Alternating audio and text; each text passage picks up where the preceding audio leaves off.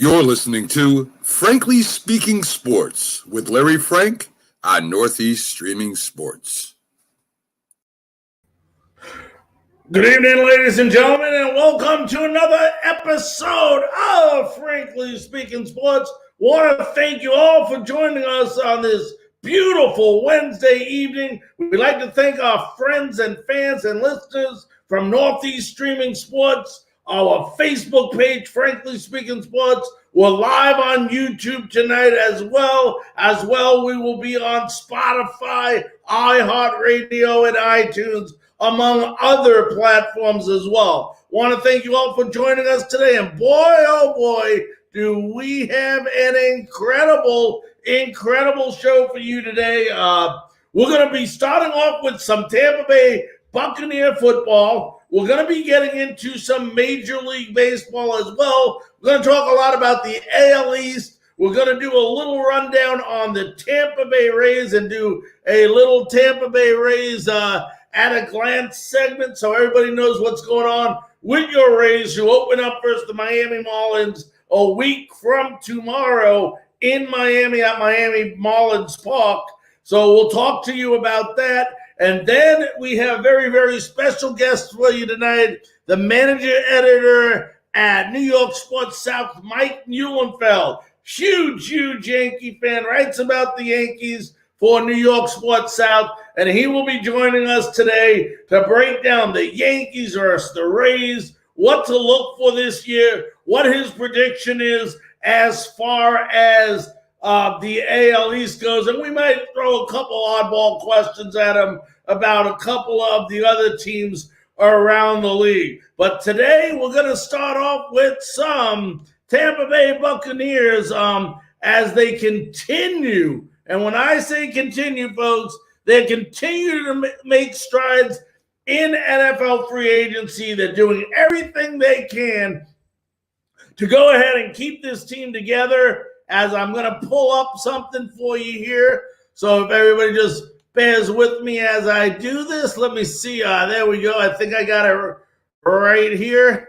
And as you can see, the Tampa Bay Buccaneers, from the looks of it, let me see if I can get myself out of the picture here. Hopefully you folks will hear me speaking. If for some reason you do not hear me, let me know. But look at all the different moves that the Tampa Bay Buccaneers, and hopefully, if Tommy, I know you're listening, if you can hear me why my face isn't on there, I would love you to go ahead and tell me, because that lets me know that this new feature is now working. But look at all the moves the Tampa Bay Buccaneers have made, and look at what they have done. I mean, if you look at the Tampa Bay Buccaneers, if you look at the Buccaneers here, the Buccaneers' notable offensive offseason transaction activity, with Tom Brady, we went ahead and we signed him.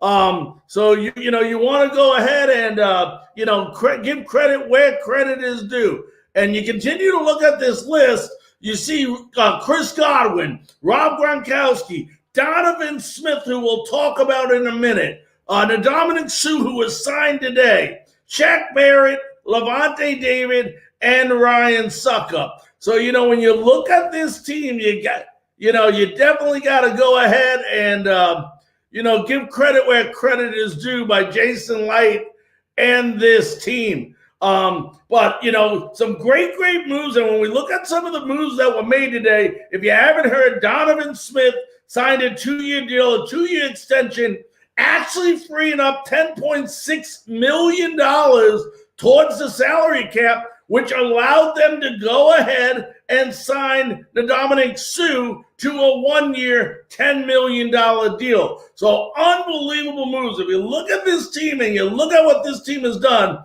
incredible. Donovan Smith, had a couple of rough games at the beginning of the year, but, this entire offensive line needed to be back. That's what Tom Brady wanted, and that's what Jason Light has delivered now.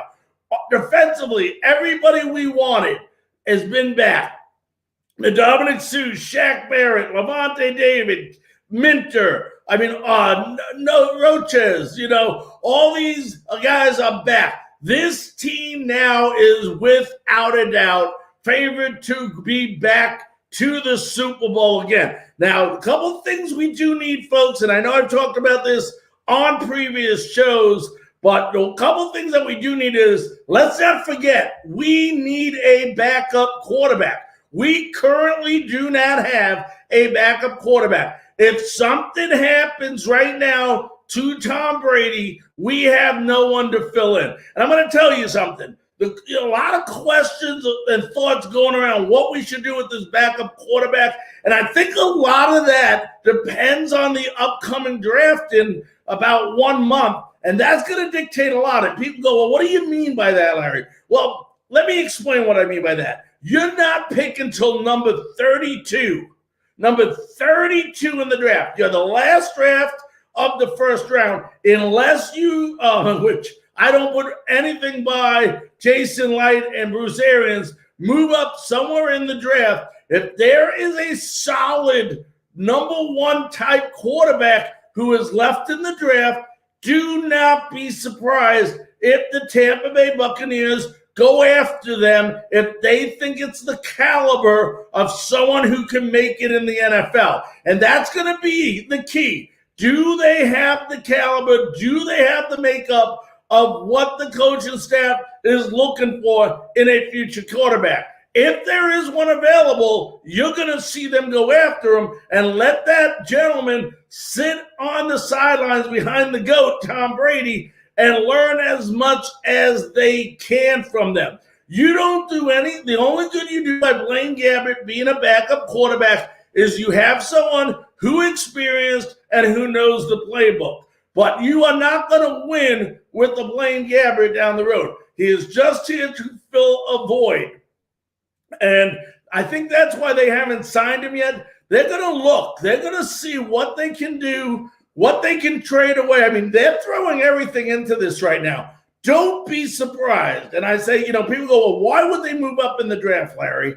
Well, this is a team that has everything they need. You are right. This is a team that has everything they need, but they can still get more and they can still be better. Another thing they may do when the draft comes up is going to be whether or not they go after depth. Guys, remember, the Dominic Sue is signed a 1-year contract. They're not going to keep signing the Dominic Sue to a 1-year contract. They're going to need some depth at the defensive tackle position or the linebackers position as these other guys continue to get older. So if they're smart about what they're doing, they're going to fill in spots to go with those,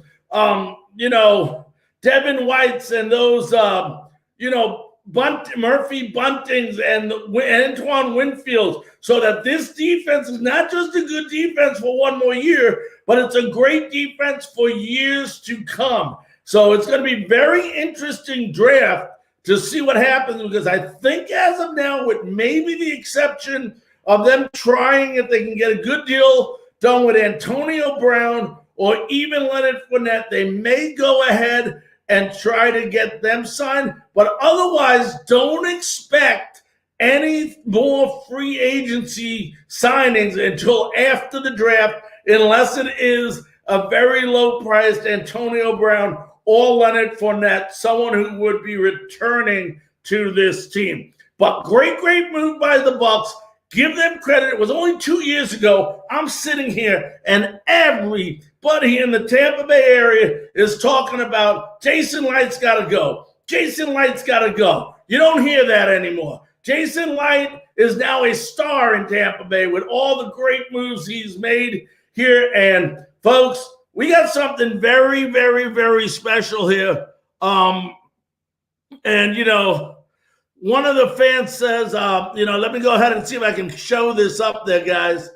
There we go. I want to thank the Facebook user who put this up there. Salary cap will dictate a trade out of the first round, in my opinion. You got to understand something. The way it's incredible with these new guarantees and the things they got in place. And remember something, fans.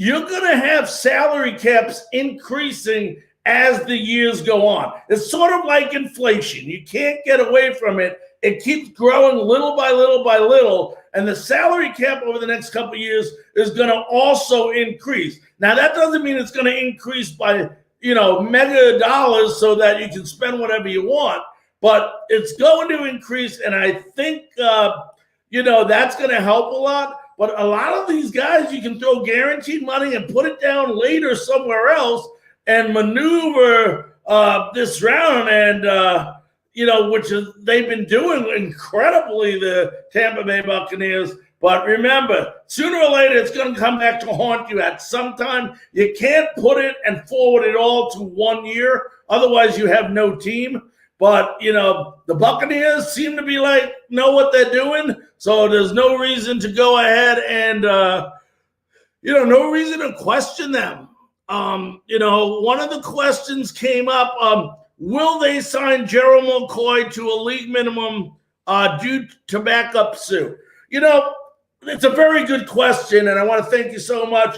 Once again, you didn't allow StreamYard to use your name on Facebook, so I'm not sure who left the message, but whoever it was, Gerald McCoy is a good safety valve if you can get him cheap. There's got to be certain questions that you have to ask. Gerald McCoy is not a person that wants to be on the bench.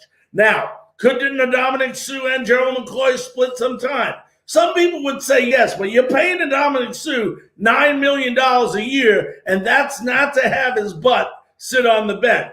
Is it a good safety valve in case something happens? Sure it is. Depth never hurt anyone in this game, but I would not spend the money on Gerald McCoy when there are other places like a solid backup quarterback or offensive lineman that we would probably go ahead and need to fill some of those voids.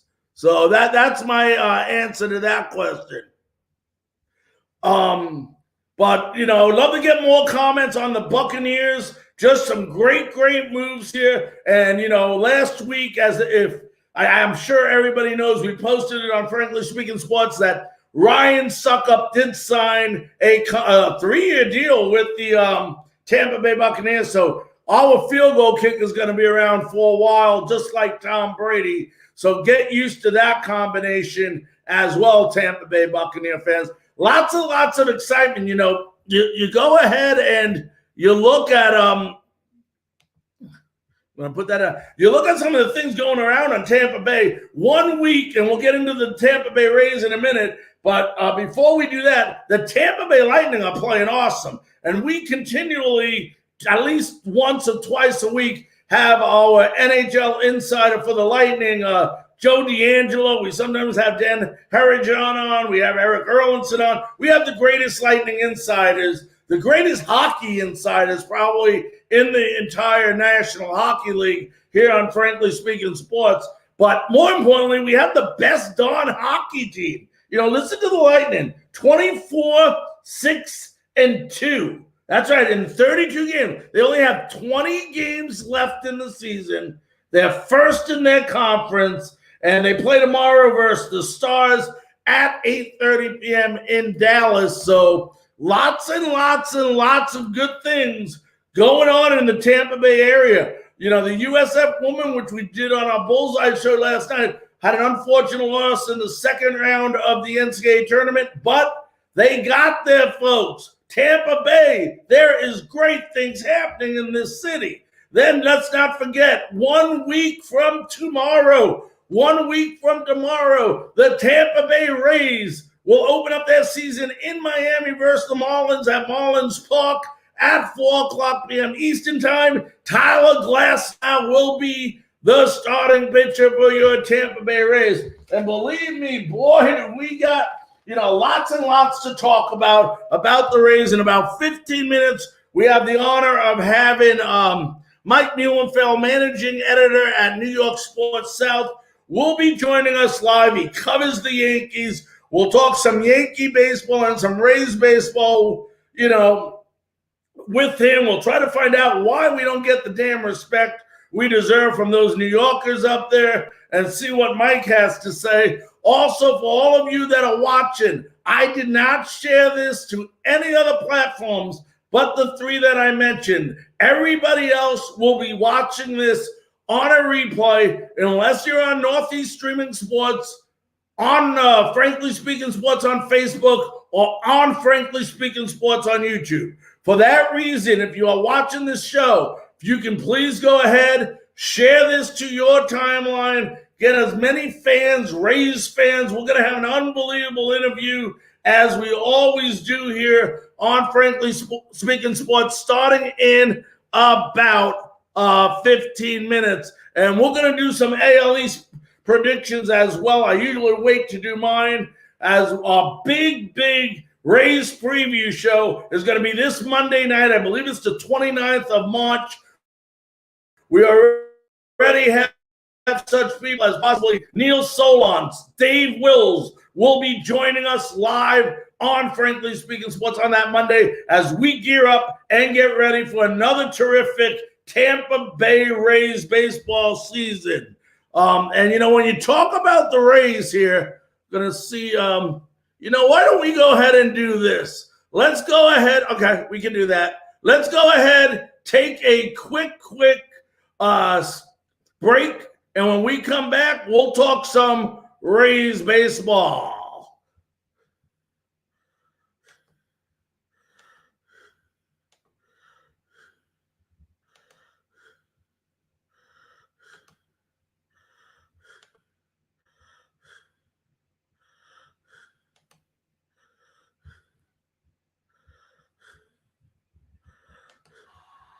Tampa Bay, this season, was a whirlwind.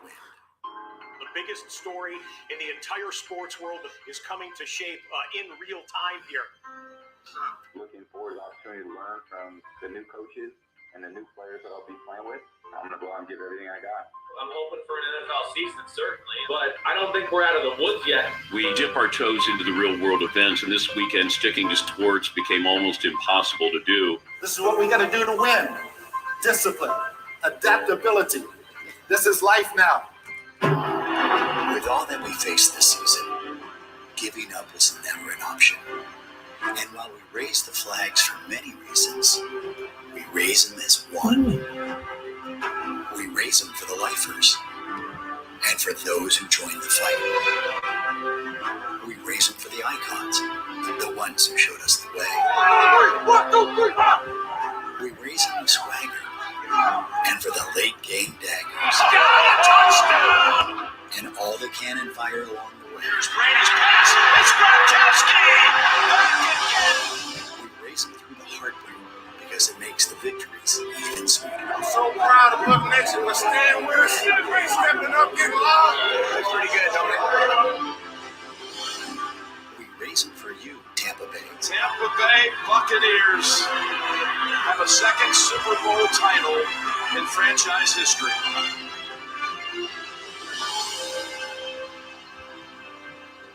You were there every step of the way. And together, we made history. Wow, yes we do. We love you, Tampa Bay. Ladies and gentlemen, we are about 10 minutes away from having the managing editor at New York Sports South, Mike Muehlenfeld, joining us to discuss the AL East and the New York Yankees. We're looking forward to that conversation. But, before Michael gets on, let's talk a little bit about our Tampa Bay Rays. Tampa Bay, like I said, we will be doing a show coming up on this Monday on the Tampa Bay Rays, but let's go ahead and take a quick look at our team. Right now it looks like two guys we're going to start out the season on the injured reserve list. That's Chi-Man Choi with a knee injury and of course World Series hero last year, Brett Phillips. But when you look at our catcher position, we start out with Mike Zunino and Francisco Mejia. And I think at the beginning of the season, it is Mike Zunino's job to lose. So as long as Mike Zunino plays well, and don't get me wrong, they'll switch him off a little bit. But if Mike Zunino is hot, like he was in that playoffs series, hitting those home runs and getting on base, we know what he can do defensively for this pitching staff, then Mike's going to play a lot. But if Mike should struggle, we got a guy behind Mike that has the potential to be an unbelievable hitter in the major leagues. In Francisco Mejia, he was highly drafted, and you're going to see a lot from this guy. Really, really special young guy. So our catching staff, of course, everything is barring injuries, is in very, very good shape. When you look at first base, obviously G-Man Choi does hurt us to a degree because everybody loves G-Man Choi. They love his, he does so much more than play a great first base or hit the ball well. He is just a lively character on that team that everybody likes to be around. So he adds a lot from an attitude perspective on this team. But, as far as filling his shoes, remember, they got Mike Brassard. Mike has not had a position on this team. Mike can play outfield. He can play third base, which we're all accustomed to him playing, and I'm sure he'll fill in there. And you're also going to have Yoshi Susugo, who really did not show much last year. And, let's understand the situation last year with COVID, the young man coming home over from a different country, not knowing anyone. And on top of that, you throw the COVID epidemic on him. And, a tough situation. Hopefully he can get back to what the Tampa Bay Rays really expect, because he is a power hitter. And believe me, they could use 25 or 30 home runs from Yoshi. Second base seems to be locked up with Brandon Lau, one of our best hitters all year long. I know he struggled in the playoffs, but Brandon will come back. Brandon's good for 20 to 30 home runs this year. I'm sure there'll be days he gets off and gets a breather. And Joey Wendell, our utility player, who's another great player, will be filling in at second base during those days. Then you got what I call the streaky Willy Adames. Willy Adames is one of those players that obviously plays a lot better on the road than he does at home. So don't be surprised. We got Wander Franco, I know, in the, waiting in the wings to come on up. But, as of now, according to Kevin Cash, Willy Adames is their shortstop and expected to be their shortstop throughout the year. So as of now, it's Willy Adames. And then third base, of course, you'll see some Joey Wendell down there and some people platooning around. But, the main guy over at third base this year, you might see Susago as well. But Yandy Diaz, who supposedly is back in his form, looking forward to a really, really good year from him. Did not have a great year. He will be playing there. Then your outfield, now that Brett Phillips is hurt, is down to Randy Rosarina, Kevin Kiermaier, Manuel Margot, and Austin Meadows. All of them great outfielders. Everybody knows about Rosarina, what he did during the playoff run last year. Just Mr. Unstoppable. And I know all the expectations are so high for this young man. Kiermaier is what you get. Kevin Kiermaier, great defensive outfielder, average hitter. I'd love to see him start learning to go the other way, laying a couple of bunts down, helping that average so he gets to see better pitches on the inside of the plate, and he'll be able to drive maybe 5 or 6 more homers a year.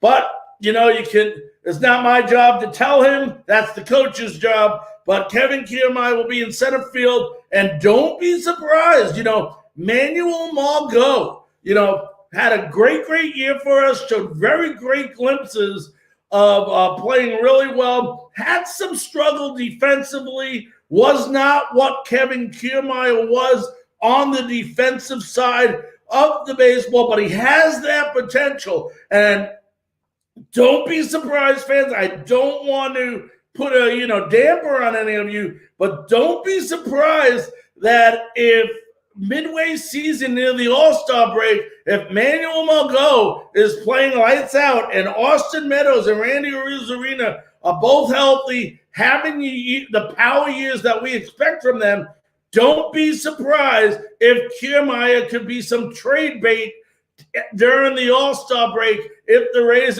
are in it to possibly get another starting pitcher or even another solid pitcher in the bullpen, if not a starting pitcher. So there's a lot they can do on this team. And remember, they got so many young guys waiting in the wings in the minor leagues. It's just incredible that they probably could field another solid team just with their minor league team. So this is not a team hurting for players. You go to the starting pitching, and, I said this before, folks, and the big loss this offseason was Charlie Morton.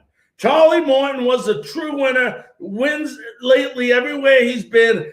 Great man in the clubhouse, great experience, great leader. You can't take anything away from that. But besides that, you really did not lose much pitching in the offseason. Everybody talks about Blake Snell. Blake Snell, former Cy Young Award winner, 21-5. That's right.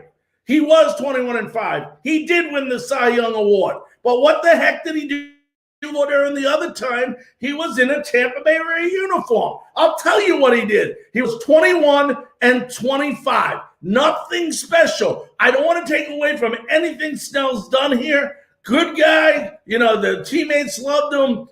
Pitched a great Game 6, that unfortunate decision that Kevin Cash made. But at the end of the day, don't be surprised if you see Blake Snell get beat up a little bit in San Diego with the Padres, because he is not, he doesn't go long. He doesn't keep pitch counts down, except maybe in that game, like I said, Game 6. But otherwise, he's just an average pitcher who had a great year. Now, you look at what they replaced him with. Well, let's talk about what they got. They start off with Tyler Glasnow, who everybody knows is the number one pitcher on the Tampa Bay Rays, has the ability to win 15 to 20 games if he remains healthy. And that goes for everyone, if they remain healthy.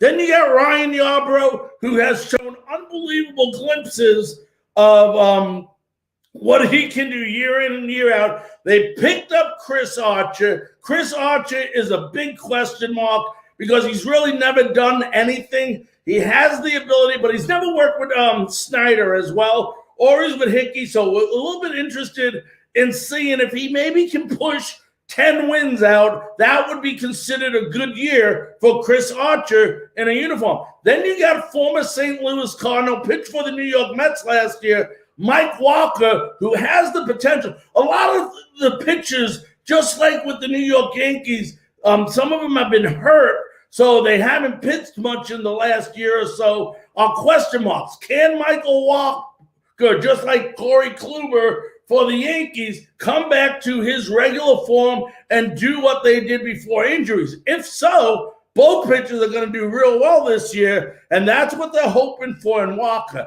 As far as Rich Hill goes, Rich Hill is just a guy to go ahead and eat up innings. That's what Rich Hill does. He's one of those average solid pitchers, I call him, that you can use for 6 innings, will get you through it, and if he keeps you in the game enough, you turn it over to that bullpen, and that bullpen hopefully closes the door for you. And when you talk about depth in a bullpen, this team has some depth. They have more relief pitchers than they know what to do with. There is a line outside the door right now in Tampa, Florida, for these pitchers because they can't take them all back with them. I mean, just unbelievable what the Tampa Bay Rays have, and and that's without Hunter Strickland, that's without Oliver Drake, and that's without Chris Mazza, that's without Brent Honeywell, that's without Brendan McKay. I mean, that's just guys that aren't even on the roster yet. And you look at Nick Anderson, Diego Castillo, Pete Fairbanks, Cullen McHugh they picked up from the Astros, who has can either start or he can go ahead and relieve. Just amazing. And then you add in Josh Fleming, who started some games for us last year, also pitched in relief with Ryan Thompson. This team is very, very deep on the relieving side of the game. We're going to go ahead and take a quick 15-second break, and we return. We're going to have the managing editor at New York Sports South, Mike Muehlenfeld, will be joining us live. Let's go ahead and move this stuff around here. And we'll be back right after this. You're listening to Frankly Speaking Sports with Larry Frank on Northeast Streaming Sports. Ladies and gentlemen, welcome back to Frankly Speaking Sports. Let me go ahead and take this note comment down. We'll get the right stuff up so we can go ahead. And it is my great honor, thrill, and pleasure to introduce to you the managing editor at New York Sports South. Let's welcome in Michael Muehlenfeld. Michael, how you doing today, buddy? Larry, it's great to see you. How you been? Yeah, I've been great, buddy. It's only been, 35 years. No, I'm just kidding. It hasn't been that long. Mike, it was funny I said that because I was thinking of you this weekend. I was watching a game, which I know you watched as well. I know you well enough. And it was about 37 years ago. You and I, at this time, we were sitting in Fort Lauderdale, up in Fort Lauderdale Stadium, watching a young left-hand pitcher who was trying to make the Yankees. He was a rookie that year, and his name was Al Leiter. And this weekend, you get to see his son, Jack Leiter, going ahead. And the only difference that I saw, that face looked the same. Jack is a righty where Al was a lefty, but throwing the no-hitter for Vanderbilt. Tell me that didn't bring back some memories. Sure did. I mean, Larry, I don't know if you remember that we went with Al Leiter. We went to the Elbow Room, the world-famous Elbow Room, and had some drinks with him when we were back with interns with the Yankees. So, yeah, Jack, and you probably know, too, the Yankees drafted Jack before he went to Vanderbilt. They threw a flyer at him. It was a 20th round pick.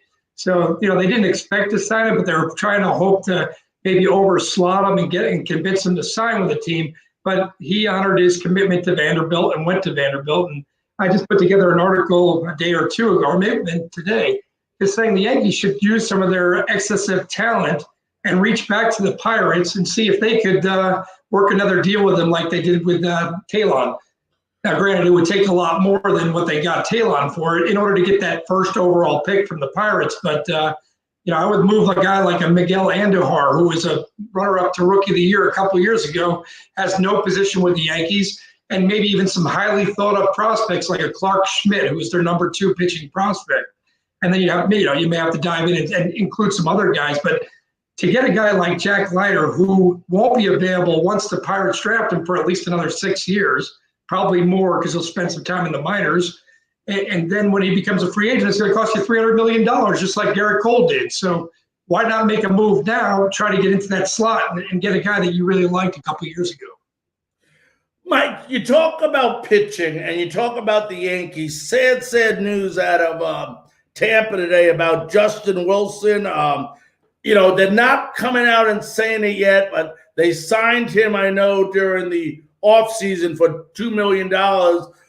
What's the extent that you're hearing of his arm injury? Not as bad as what we feared. They came out late this afternoon with a report that there's no structural damage and it's just day-to-day. So they're just going to give him some rest. And, it was as good a news as possible. Knowing Yankee history, though, over the last couple of years, we might hear 3 weeks from now that he needs Tommy John surgery. So, I don't completely trust it because they have a history of guys saying they're not hurt that bad, and then they turned out being a lot worse down the road. So I'll believe it when he gets back on the mound.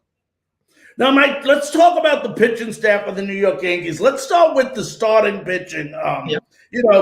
There's a lot of question marks after Gerrit Cole. Everybody knows what Gerrit Cole brings to the table. Unbelievable, possibly one of the best, if not the best, arms in all of Major League Baseball. But, you look at Corey Kluber and you look at, I pronounce it, Tailson, I think it is, Jameson.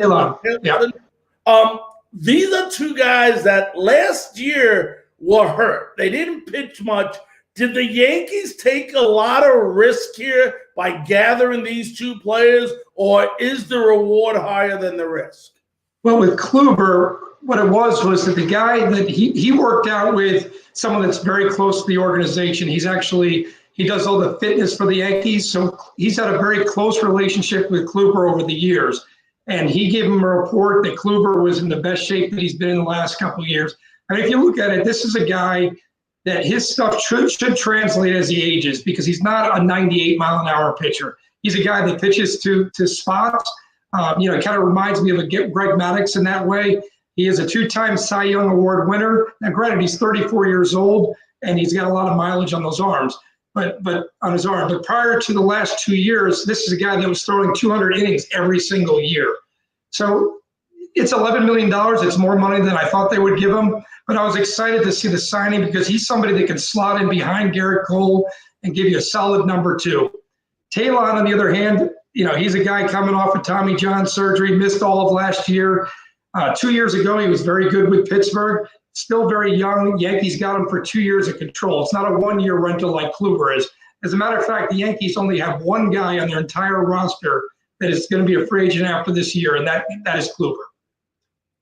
Now, let me ask you this. How impressed, and forget about what the ordeal was before, but from a baseball perspective, how happy are you with what you see from Domingo Germán?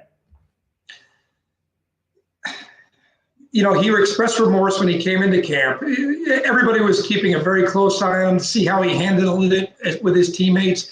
And he did sit down with each of the teammates, not right away, and there were some guys that were very much, Zach Britton came out and was very specifically disappointed to have him. He said, you can't pick your teammates. So there was not a stringy endorsement straight away. But then Germán did have an opportunity to speak to them. He's a very low-key, low-profile kind of guy. He's really led his pitching to his talking, and he's been outstanding this spring training. He's pitched like a number 1. And 2 years ago, the guy won 18 games. So, granted, the year is around 4, so it was a little higher than you like. But with the Yankee offense, you get a pitcher that can give you innings and pitch to a 4 ERA, they're going to win a lot of games. So I'm excited to see the way he's throwing the ball. His off-speed stuff looks good. His curveball looks good. Pitchers are generally ahead of hitters this time of year anyway. But the Yankees starting pitching this spring, it's probably been the best in baseball. So very exciting to see. Like you said, Larry, after Cole, most of those guys didn't pitch much last year that they're counting on. So it's very important that they're showing that they're going to be able to take the ball every 5th day. And one guy we haven't talked about who's a guy I really like, and I honestly think, and it's dangerous when I say something like this, that this guy could be the surprise pitcher for the New York Yankees, could be Jordan Montgomery. This guy has a good arm, has shown glimpses of being, pretty good, but unfortunately injuries have hurt him throughout his career as well. What have you heard or what have you seen from Jordan? Jordan threw a 5-inning no-hitter his last time out, and his stuff was really strong. He's been compared to Andy Pettitte, which is a really nice comp. And Andy Pettitte personally came out and said, I actually think that Jordan Montgomery has better stuff than I had. So that's a pretty good compliment. And yeah, he's a big, tall, lanky left-hander, hides the ball well, sneaky fast. He gets the ball up there 94 miles an hour, but it comes out from a hidden arm slot, so the batters don't pick it up well. And, the Yankees are counting on him to be a 4th or 5th man in the rotation. And I don't see any reason why he can't accomplish that. Again, Larry, it comes down to injuries. Who's going to be the guys that go down? Every year somebody goes down.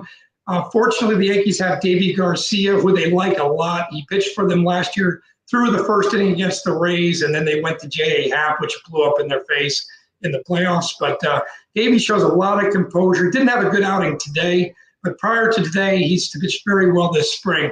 I do expect that they'll probably send him down to AAA because they have options available to him. He's still only 21 years old, and he's a kid that they'll call up on the first need in order to jump in and help with that rotation. Is this bullpen good enough to compete with the Rays? The bullpen is the question mark right now because Zach Britton, who is a key guy in that bullpen, is going to be out till June. Justin Wilson has looked awful this spring. I mean, there's no way to sugarcoat it. His ERA, I think, is over 21. So, granted, the stats don't count for the spring, but you'd like to see the guys throwing the ball well. He hasn't. So I don't know if he's had a hidden arm injury that's been masking so far. But they need him to pitch better. They have a kid by the name of Jonathan Loaizaga, who was there last year.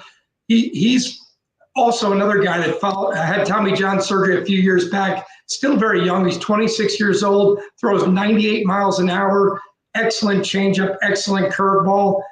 The surprise of this camp to me, even though he had a very good year last year, for them was Nick Nelson. Nick Nelson is a guy that pitched on the Florida Gulf Coast. They drafted him out of junior college. He was a starter for 74 out of 76 games in the minor leagues. And the Yankees last year brought him up, kept him in the big team all year. He pitched in 11 games. He had an ERA over 4, but it had one bad outing, Larry. And you know, in a small sample size, one bad outing makes your ERA look awful. If you took out that one outing against the Phillies, he had 2 outings in the playoffs, and you combine all that, I think his ERA was like 2.25, excluding that one game. And he also is a 97, 98 mile-an-hour fastball, excellent curveball and changeup. So he's a guy that I think will surprise a lot of people this year and step into that back end of the bullpen. The Rays, though, are an excellent. I mean, people that are saying the Rays just because they traded, away their 2-star pitchers, if they're thinking they're not going to be right there, they're underestimating Kevin Cash and the rest of that organization. I mean, they're the epitome of a team, and they're better. They're where the whole is better than the single parts. I like the way they play ball. They play baseball the way I feel like it's meant to be played. Move runners along, hit and run here and there. Get good pitching. They have a strong bullpen. So it's going to be a battle. This is not going to be an easy cakewalk for the Yankees.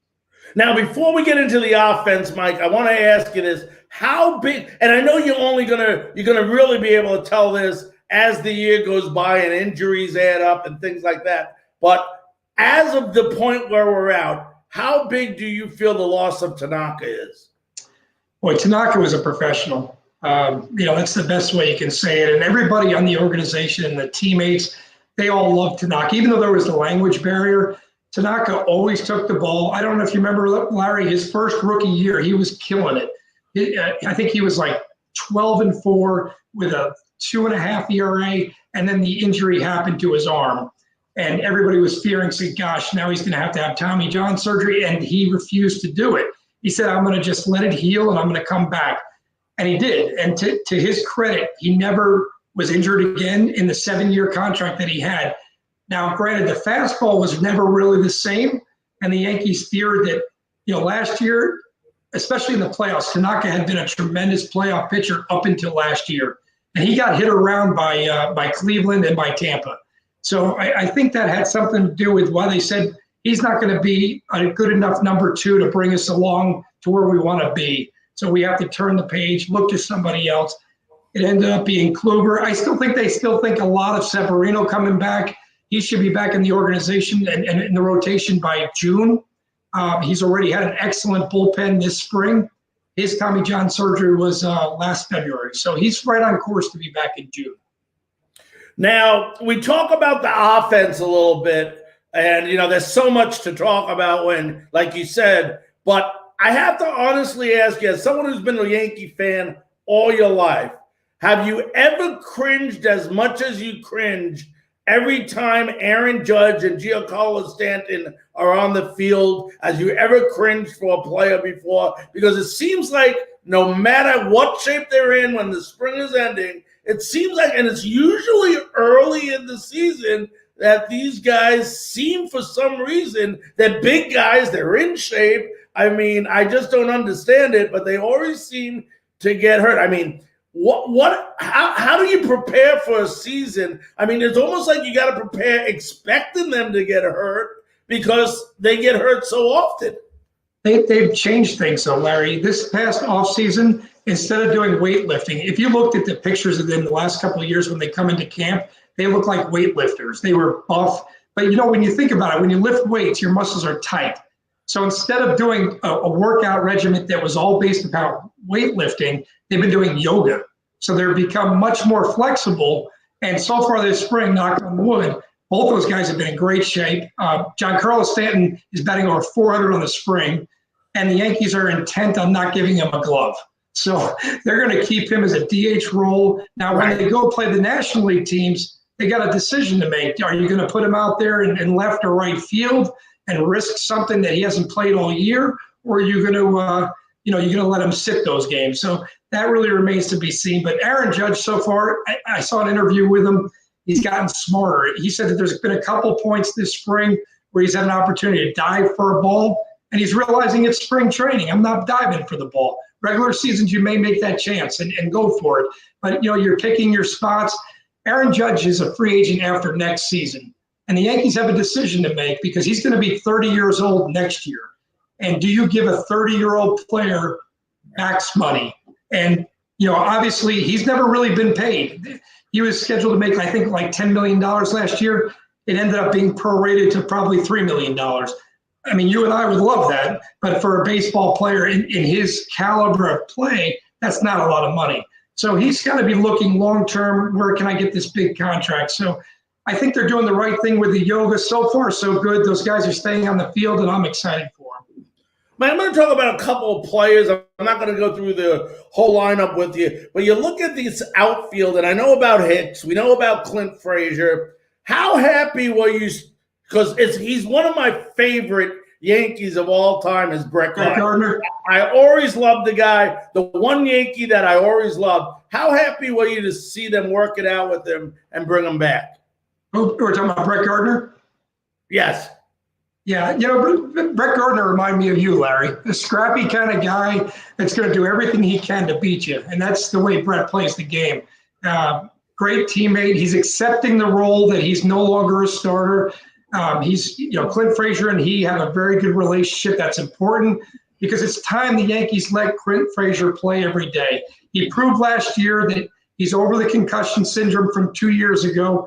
I don't know if you've ever had a bad concussion, but bad concussions can make you very tepid in the field. And he didn't look like a major league outfielder right after that concussion. As a matter of fact, he missed several months of that season. Last year, he was actually a finalist for a Gold Glove in right field. He played mostly right field because Aaron Judge missed a lot of time, like you said.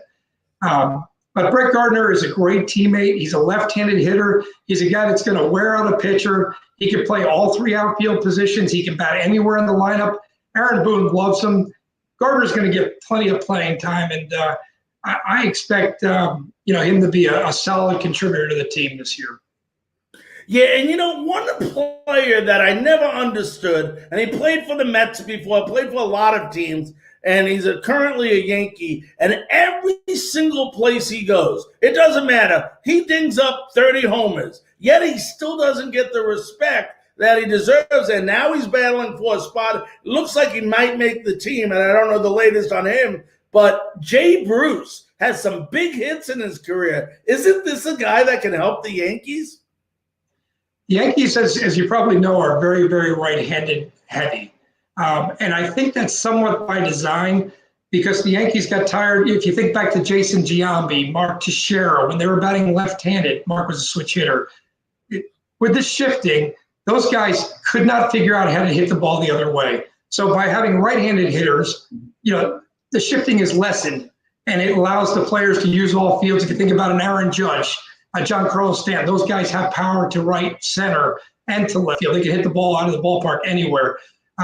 So that part of it, even though they're very right-handed heavy, Jay Bruce does give them somebody that can be left-handed. I'm not so sure, Larry, Jay Bruce makes the team. I thought he was going to be a lock when they sent Mike Ford down to the minors.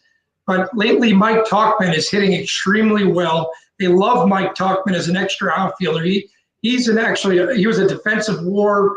I think he was like 5 or 6 points above replacement 2 years ago. Tremendous outfielder, had a ton of assists, and he's hitting home runs this spring. He has 3. He had none last year. So I think that's his biggest competition for a roster spot, even though Bruce is showing he can play some first base. I think it's going to come down right to the end. Jay Bruce does have an opt-out date of the 25th, which is tomorrow. So we're going to find out tomorrow whether or not Jay Bruce gets added to the 40. If he doesn't, I'm sure he'll get picked up by another team. But he hasn't been hitting the ball as well as in the latter part of the spring as he did in the beginning. Now, one guy that comes up, and I kind of symbolized it with the Tampa Bay Rays, and you'll understand why. Mike Zunino had a great postseason for the Rays last year, and he has to compete with Francisco Mejia, who came over from the National League, who's a very highly talented player that they're expecting a lot from. Mike's going to start. Well, very similar thing at the same position with the Yankees. Gary Sanchez, it looks like, and I say looks like, is going to at least be the starter to start out with. But, that other young guy, and I can't pronounce his name, so I apologize, has really impressed me. And one thing about Sanchez, Mike, except for maybe a spurt there at the beginning of his career that he had, I've just never been impressed. It just didn't, to me, he has the potential and he shows signs of being a very good ball player, but he's not a Yankee player. Have that team, just doesn't come across as the guys that you say you'd want to, that you would associate with the New York Yankees. Gary Sanchez could be the death of this team this year, and I can't express that enough. He showed, you're right, when he came up as a rookie, right after they did the fire sale, he was amazing. And he was hitting the ball to right center field, left center field. He was a rock behind the plate. He was throwing out runners left and right. I think at 43% his first year. He batted .299, 20 home runs, and that was just in 2 months of baseball. It was probably the best 2 months I've ever seen of a rookie coming up and playing. And ever since then, I have not seen the same guy. Defensively, Larry, we were taught to make a U behind the plate and block the ball. Gary Sanchez doesn't even shift his body. He just does. He puts a glove out and hopes it goes in the glove. It almost looks like a lax attitude, like he doesn't care. And last year he batted 147, and he hit 10 home runs. A tremendous amount of strikeouts. I think it was like 63 strikeouts and 156 at-bats. Nothing good comes out of not putting the ball in play. You hit the ball, the other team can make an error. I understand, sometimes they say situationally, a fly-out, a strikeout, what's the difference? I've seen so many times where Sanchez comes to the plate, a runner on third, one out, you need a fly ball, and he's trying to hit a home run, and he strikes out. The guy that you were trying to think of is Kyle Higashioka. He's not really a young guy. He's going to be 30. He's actually older than Sanchez, but he just has never really had the opportunity to play every day. He did a great job for the Yankees in the playoffs last year, where Aaron Boone finally made the decision to pull Sanchez from the starting role because, quite frankly, the pitchers didn't want to pitch to him. Garrett Cole's ERA when he pitches to Sanchez versus non-Sanchez is a 1.5 difference. I mean, that's huge over the course of the year. And Cole, if you force Cole to have to pitch to Sanchez again, why would you do that when Cole's the guy you're basing your whole season on and the next 8 years as well? He's your ace. I've just seen so many instances of where Sanchez can't catch Chapman. Chapman throws 98, 99 miles an hour. The ball bounces off his glove. You just can't be in an 8th or 9th inning of a game with runners on base in a one-run game and have a catcher that can't block the ball. Pitchers are not going to be comfortable throwing their best stuff up there thinking you're going to block it. If they're worried about the ball going past you, guess what they're going to do? They're going to leave it up in the zone, and it's going to get hit. And there was a lot of that last year with Sanchez behind the plate. So I agree with you, Larry. They did roll the dice on Gary because it was a $5 million roll of the dice. And the alternatives this offseason were to sign somebody like a JT that would cost him $130 million. Or maybe they would have jumped in the Mets, signed a catcher, and the kid that came out of Chicago, I can't think of his name, but a good catcher as well. He was like $60 million. And the Yankees just didn't want to make that kind of investment. There's no mistake about it. The last 2 years, the Yankees have drafted 3 catchers. So they are viewing toward the future and moving one of these kids up. They love the young catchers. They're just not ready yet. So if it's not Sanchez, they're going to have to go with Kyle. And Kyle can do the job. The question is, can he hit enough? Right. Mike, let's break down the league a little bit. Let's talk about the Rays a little bit. Last year, obviously, they had an unbelievable season, winning the East, getting to the World Series. But, did last year – there will never be a rivalry like Boston versus New York. We know that. But did the Rays kind of solidify with the Brosseau versus Chapman thing that there is another rivalry brewing in the AL East? I think, Larry, the fact that the Rays not only beat him in the season, but then they beat him in the playoffs. And the way they beat him with Broussard hitting the home run, that was a tough one. But, yeah, no doubt about it. I think the rivalry's already there. The Yankee-Red Sox rivalry will forever be there because the teams just disdain each other. But, yeah, I 100% think that the Rays and Yankees don't like each other. Cash and Boone don't like each other. And as a fan, I love that. I don't want these guys going out there hugging each other before and after the game. I want them to want to win that game as bad as I do as a fan. And with these two teams, I don't doubt it at all. CeCe Sabathia used to hate the Rays. He was protecting his team just like the Rays are protecting their team. And that's good for the game. So, yes, no doubt about it. The rivalry's here to stay. Tampa's got I don't know where they rate on the prospect list, but they're definitely top 5, right, Larry? I'm pretty sure. Number one. Number one in the system. Okay, so let me ask you a question. Is Franco going to make it to the majors this year? I think at some time, yes. The question is when and where. They're very high on Willie Adames, obviously, who is a very streaky hitter. Actually plays better on the road than he does at home. And I'm not just talking by a small margin. I'm talking about a huge margin, especially in batting average. So this Wander Franco guy the one thing about the Rays is they're very careful about the way they bring their guys up. They don't want to rush him. They'd rather him get and then have him sit on the bench for a little bit. They'd rather start him during the season at the minor league level, let him get his swings in, and then call him up as needed throughout the season. But I'll tell you what, he's a special kid, and he's gonna be around for a long time. It's if they play it right. Too many people, you talk about Jack Leiter, 6 years probably till you get. Well, that's if they do it right. And that's what you and I hope as fans that have seen so many pitchers get hurt before because they're rushed so quickly to come, that you want to hope that these young guys, no matter what position they play in, that they are ready. And there's not just a physical part of the game. There's also a social part of the game that they have to be ready for too, because you and I've seen players that have come up and they ruin their whole career because they start getting money and they start doing things they shouldn't be doing and hanging around the wrong people. So there's a big learning curve from the social aspect as well. And there's only a few people that we can name on our hands that should, if any, get to the major leagues right away. But he's still only 19 years old too, right? 19 years old, that's it. And that's the part that scares you a little bit. That could be overwhelming for anyone, yet a 19-year-old kid.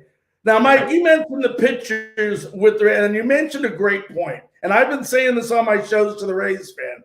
Losing Charlie Morton was big for the Rays. I will say that. The guy's a leader. He's a winner. He's a top-notch pitcher. But I think, and I'm just giving my opinion, I love to hear an outside perspective from a Yankee fan on it, but I think Blake Snell is way overrated. The guy won the Cy Young Award, 21-5, but if you take that year away, and I know we could say if, but you take the 1 year away, the guy is under 500 as a starting pitcher for the Rays at 21-25. Yes, he had a great game in that famous game where the decision of Cash to take him out. But other than that, when you look at this Rays pitching staff, and these guys, Mike, from other teams, yes, Tyler Glasnow, we know what he brings to the table if he can stay healthy. Ryan Yarbrough has shown glimpses. Chris Archer's a big question mark.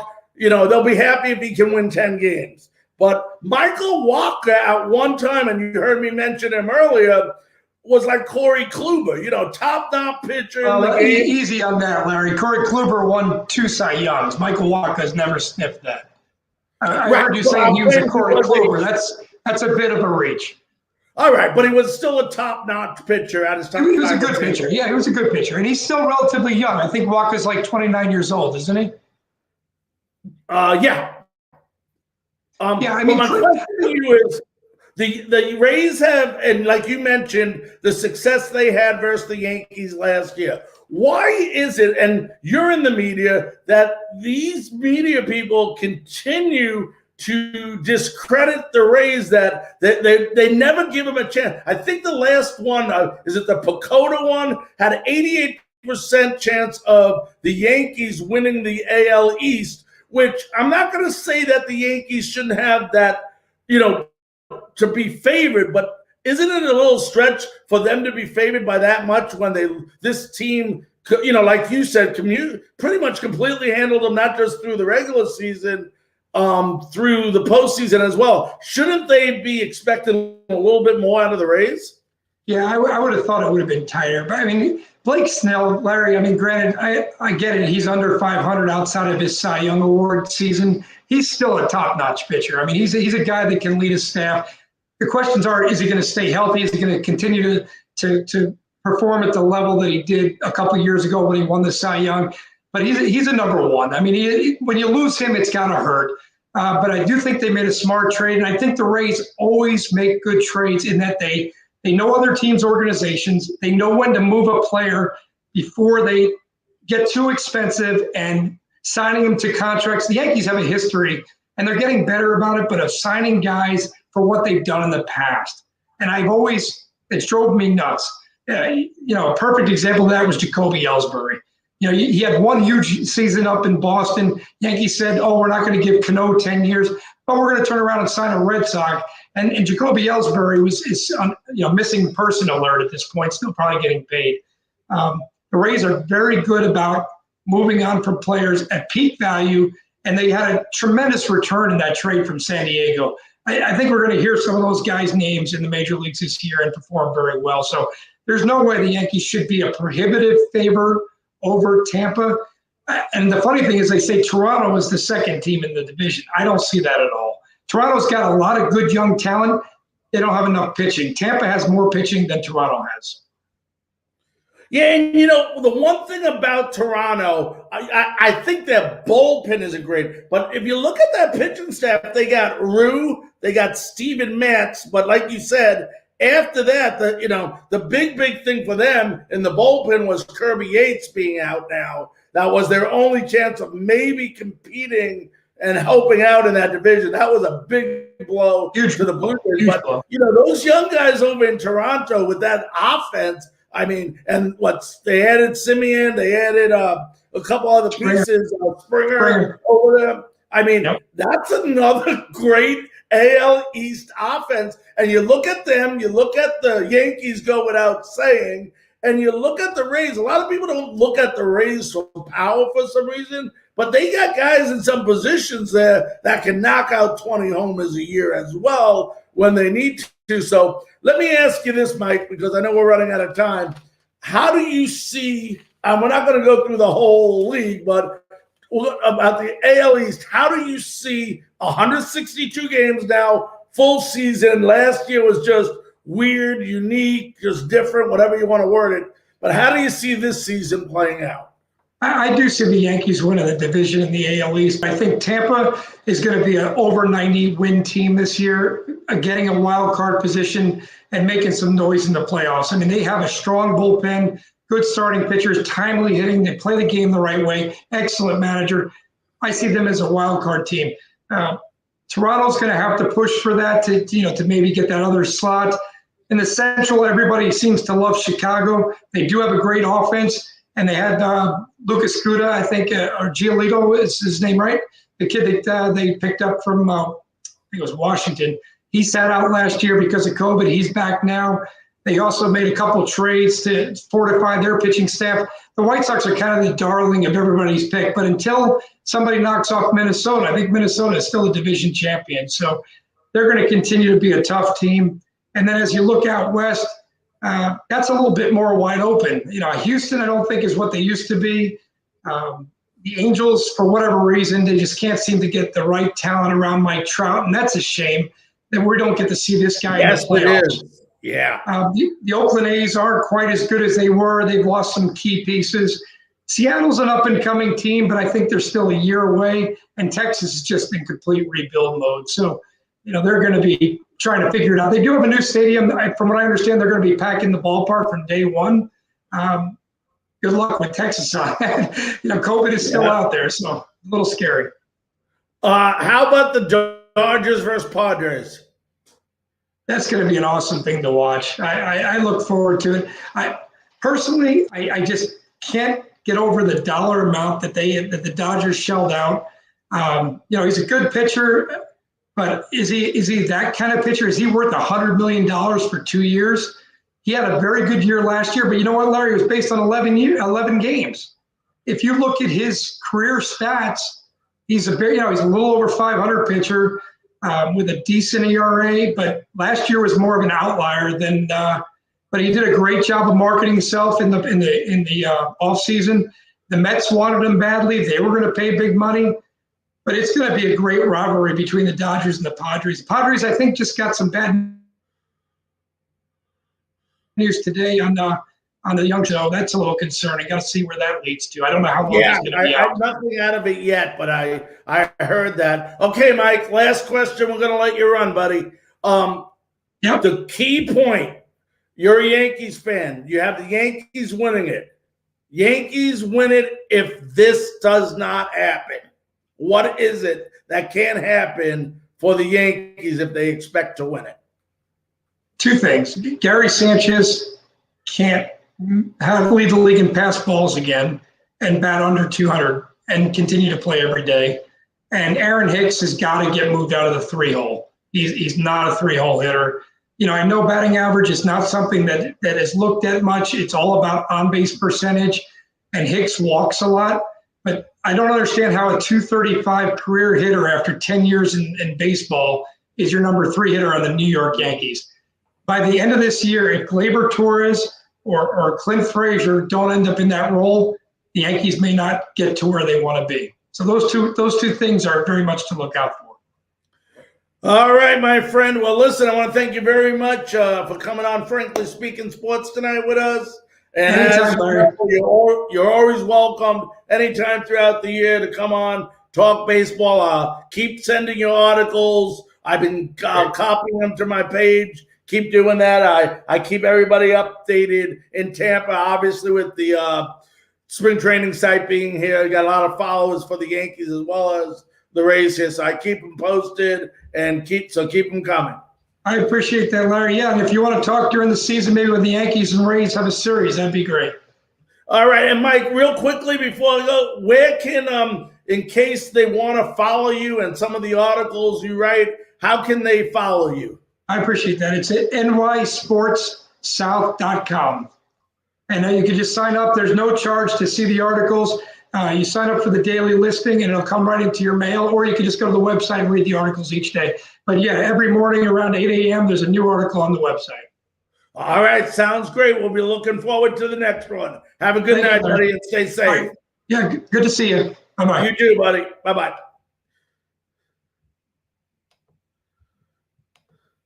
All right, that was Michael Muehlenfeld, managing editor at New York Sports South. Ladies and gentlemen, we're going to take a quick 15-second break, and when we come back, we'll let you know what's going to go on the rest of the week.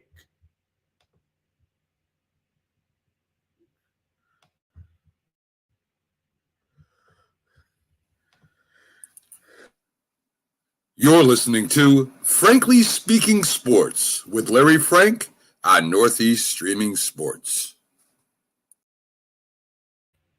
Well, ladies and gentlemen, it's already Wednesday. Tomorrow, Thursday, we'll be on 9 p.m. Eastern Time. And now we will let you know that guest as soon as we go ahead and make it official. Want to remind you, Monday night is our big Tampa Bay Rays preview show.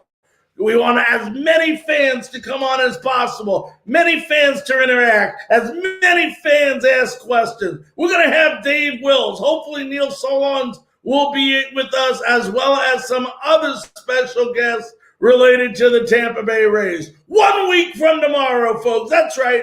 1 week from tomorrow, Tampa Bay Rays open up at the Miami Marlins Park, 4 p.m. Eastern Time. Looking forward to that. Want to thank our good buddy Mike Muehlenfeld from New York Sports South for coming on with us tonight to talk about the New York Yankees. Great interview. We'll be showing this again on replay, as many of you will get to see it for the first time on replay tonight. I want to thank you all for joining in, and we'll see you again tomorrow night at 9 p.m. Eastern Time on another episode of Frankly Speaking Sports.